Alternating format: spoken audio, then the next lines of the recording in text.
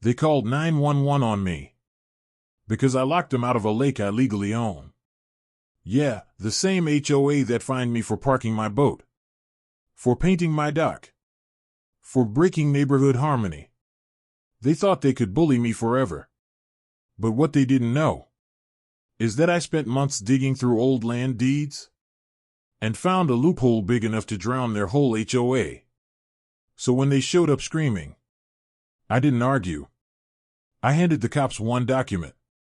Federal Waterway Code 33 CFR Section 329. The officer looked up and said, "Wait, you actually own the lake?" And I said, "Not just own it.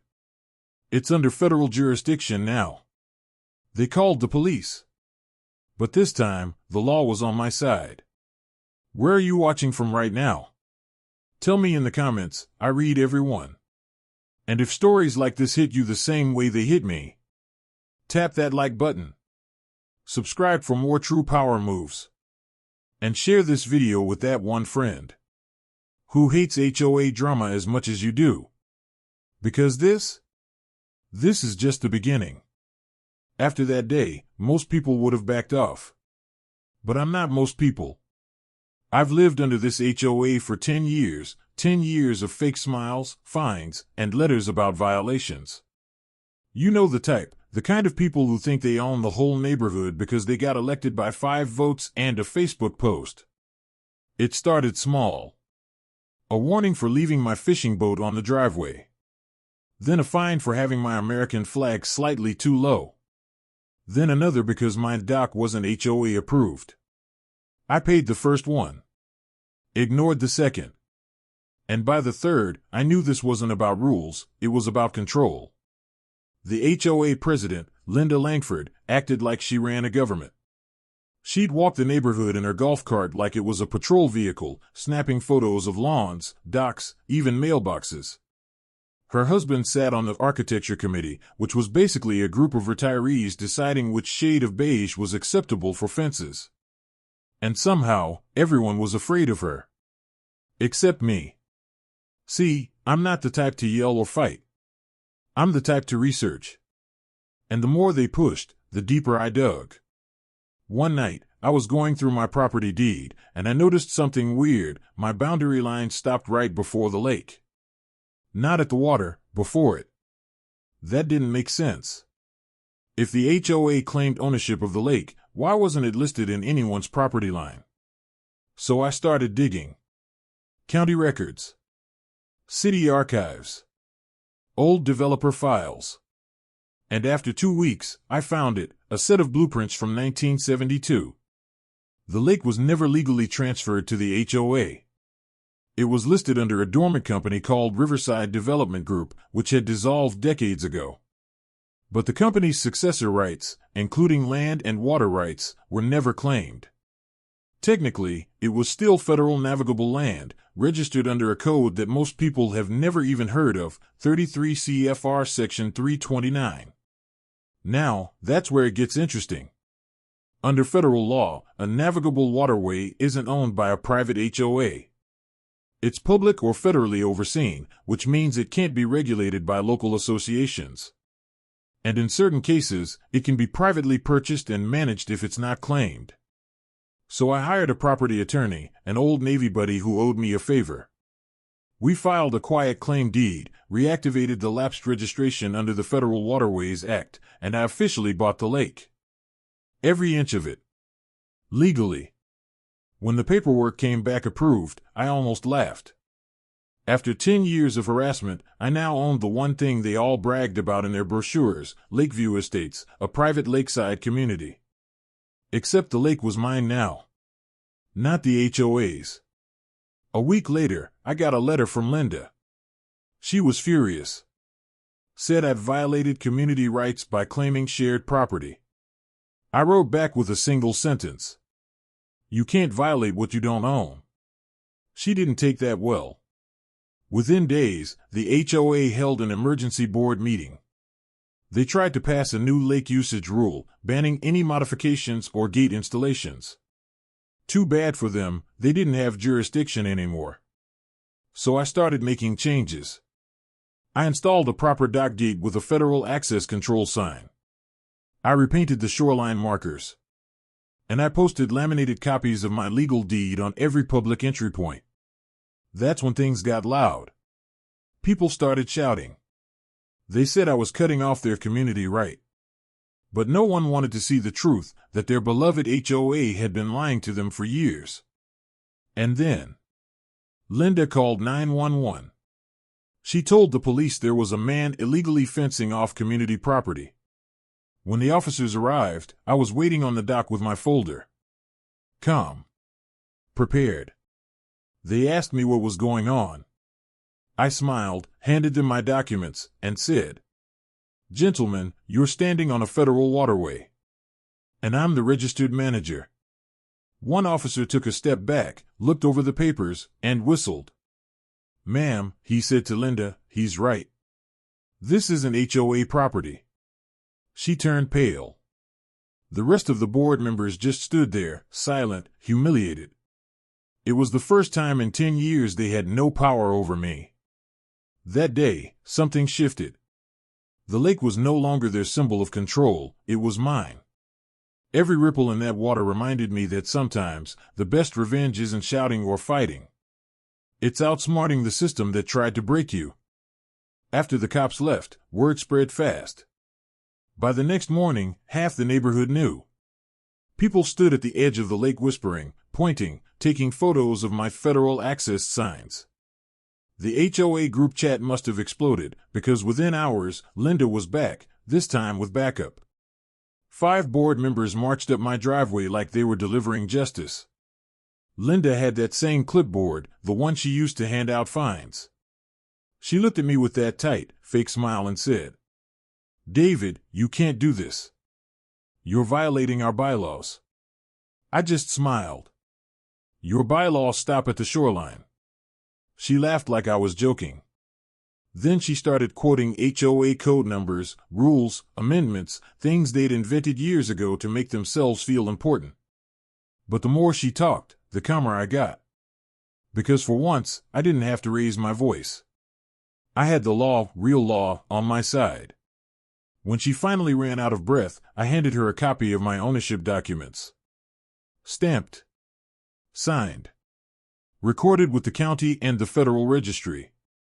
I pointed to the highlighted section. "This lake," I said, "is a navigable waterway under Federal Code 33 CFR Section 329. That means no local entity, including your HOA, has regulatory authority. You can't fine, fence, or dictate what happens on federal registered water." She froze. Her little army looked at each other, confused. One of them, Mr. Dalton, the guy who once fined me for having 2 bright Christmas lights, stepped forward. "You can't just buy a lake, man. That's not how this works." I looked him straight in the eye. "Then maybe you should have read your own deed before telling others what they can and can't do." That shut him up. But Linda wasn't done. She leaned in close and whispered, "You might think you're smart, but you're playing with fire. You mess with us, and we'll sue you into the ground." I nodded slowly, pretending to think. Then I pulled out one last paper, the one she didn't expect. A cease and desist letter. Not from me. From the U.S. Army Corps of Engineers. Her eyes widened. "What is this?" "That," I said, "is a notice reminding you that interference with a registered federal waterway is a federal offense. So if you keep trespassing, you're not breaking HOA rules, you're breaking federal law." You could have heard a pin drop. She didn't say another word. Just turned around and walked off, clipboard shaking in her hand. The rest followed. But I knew it wasn't over. With people like her, it never is. They thrive on control. And losing it? That's their worst nightmare. 2 days later, I caught them again. At midnight. Out by the community dock. Flashlights moving across the water. They were trying to remove my gate. So I flipped on my floodlights and stepped outside. Didn't say a word. Just watched. They froze like kids caught stealing candy. Finally, Linda shouted, You can't block community access. I stepped closer. You're standing on restricted property, ma'am. This dock is now part of a federal waterway. If you want to use it, you'll need written permission. She screamed something about calling the sheriff again. I shrugged. Go ahead. But next time, you might be talking to the feds. They left, furious, muttering threats. The next morning, I found fresh tire tracks by the entrance. Someone had tried to ram the gate. That's when I installed cameras. And I wasn't playing anymore. By the end of that week, they received an official letter from the Department of Water Resources and the Army Corps, warning them that tampering with a federally registered structure could result in legal penalties. That letter hit harder than any confrontation. The same people who fined me 4 unsightly lawn chairs were now facing federal warnings. Neighbors started coming to me quietly, one by one. They'd whisper, "Honestly, David, good for you." Someone had to stand up to them. I never bragged. Never gloated. I just smiled and said, "It's not about winning. It's about finally being left alone." That weekend, the HOA board held another emergency meeting. They tried to spin it like I was the problem, called me reckless, dangerous, a threat to community peace. But this time, no one believed them. Because people had seen the truth. They'd seen the documents. The stamps. The federal code. The spell of fear that kept everyone quiet was finally broken. And Linda? She couldn't stand it. She resigned a week later. Her last email said, "You've ruined everything this neighborhood stood for." I almost replied, but decided silence said it better. Because sometimes, revenge doesn't need fireworks. Sometimes it's just peace. Real peace. The kind you earn when you stop letting bullies dictate your life. That evening, I stood on the dock watching the sunset. The water was calm, golden. For the first time in years, I didn't hear shouting, or threats, or HOA meetings echoing across the lake. Just silence and freedom. For a while, things were quiet. Too quiet. No more letters. No more HOA patrols. No one dared to even walk near the dock. And for the first time in 10 years, the lake actually looked peaceful again. But peace never lasts long when people like Linda feel powerless. It started with whispers, a few neighbors saying I was abusing my power. Then, one morning, I woke up to find flyers taped to every mailbox in the neighborhood. Big bold letters. "Save our lake, HOA members unite." They were trying to turn the entire neighborhood against me, painting me as the villain who stole their lake. Someone even edited a photo of me standing by the gate and wrote, "Federal fraud under investigation." It was ridiculous. But it worked. Some people started believing it. I ignored it at first. But then one night, my security cameras caught something different. 3 figures, hooded, walking near the shore. They weren't teenagers. They were adults. And they were carrying tools. When I zoomed in, I recognized one of them instantly. Linda. They were trying to cut through the chain lock I'd installed on the community side of the dock. I stepped out with my flashlight and said, calmly, "You're trespassing on federal property again." Linda didn't even flinch.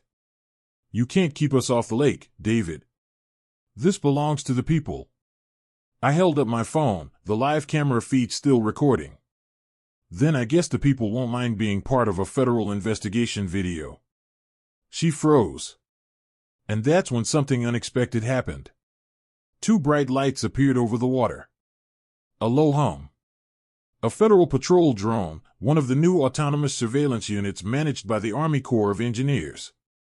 They'd been monitoring the lake ever since it was reclassified. The drone hovered, scanned, and a voice broadcasted through the speaker. "Warning. Unauthorized personnel detected on federal property. Leave immediately." Linda's face went pale. They dropped their tools and ran. By morning, the footage was already in the hands of federal authorities. The next day, I got a call from a compliance officer. He thanked me for reporting the interference and said official warnings would be issued to the HOA members involved. It was no longer a neighborhood squabble. It was federal business. That was the turning point. Once the warnings arrived, signed and sealed, the neighborhood went silent again. Even the gossip stopped. The HOA message board was locked down pending investigation. For a few days, the entire place felt abandoned. But the biggest twist wasn't the drone, or the warning, or even the fear. It was the realization that I didn't just buy a lake. I bought freedom. I turned their weapon, bureaucracy, into my armor. People who once mocked me now nodded respectfully when I passed. Some even apologized. And a few quietly started canceling their HOA memberships altogether. As for Linda, she moved out 3 weeks later. The for sale sign went up right across from my dock. It stayed there for months. Nobody wanted to buy her house. Not after the story spread. Everyone knew what happened. Everyone knew who she tried to fight and lost. Sometimes, I stand at the dock and look at that empty house across the lake. The blind still half open, the porch light still flickering. It's a reminder. That power isn't about money or titles, it's about knowing the system better than the people who use it against you. That lake used to be their symbol of control. Now it's mine. And every sunset that touches the water reminds me. I didn't win by yelling, or fighting, or breaking rules. I won by understanding them better. It's been 6 months since that night. The air around the lake feels different now, quieter, cleaner, almost peaceful in a way I forgot existed. No HOA trucks. No inspection notices. No one pretending to have authority they never earned. Just wind, water, and the sound of my dock creaking under my boots. Every morning, I brew my coffee and walk down to the edge of the lake. I built a small wooden sign at the gate. It doesn't say private property. It says, Federal Waterway, Public Integrity Zone. People sometimes stop to read it. Most just smile, take a photo, and move on. But a few neighbors, the same ones who once voted to fine me for painting my fence a darker shade of blue, they nod quietly now, almost respectfully. Because they finally understand what the fight was really about. It was never just about water. It was about control. About who gets to decide what's right, and who gets to stand up when everyone else stays silent. I remember the day the federal agent called to check in. He said, "Everything's in perfect compliance, Mr. Davis. You handled this better than most attorneys could have." I laughed. Told him, "Guess 10 years of HOA harassment is better training than law school." He chuckled, said goodbye, and hung up. And that was the moment I realized I wasn't angry anymore. The fight was over. That same week, I started restoring the lake. Cleaned up the shoreline. Removed the rusted community dock that the HOA never maintained. Installed solar buoys for night safety. And at the very center of the lake, I placed a floating lantern, the kind that lights itself every evening at dusk. Now, every night, as the sun sets, that lantern flickers on, soft, golden, steady. A small light that says, you stood your ground, and you won. A few kids fish off the new dock sometimes. Families come by during weekends, take pictures, laugh, and leave quietly before dark. They don't litter. They don't argue. They just respect it. And that's all I ever wanted. As for the HOA, they still exist, somewhere in the background, trying to rebuild what's left of their influence. But not here. Not on this lake. Linda's old house finally sold last month. The new owners introduced themselves, kind couple, 2 small kids. They asked if they could paddleboard on the water. I said, "As long as you respect the lake, it's yours too." They smiled. No contracts. No fines. No hidden rules. Just a handshake and understanding. Sometimes the best revenge isn't loud. It's silent, calm, and undeniable. You don't have to crush people to win. You just have to outlast them, outthink them, and let truth do what it always does. Surface. I sit by the water's edge, coffee in hand, watching the reflection of the sky ripple across the surface.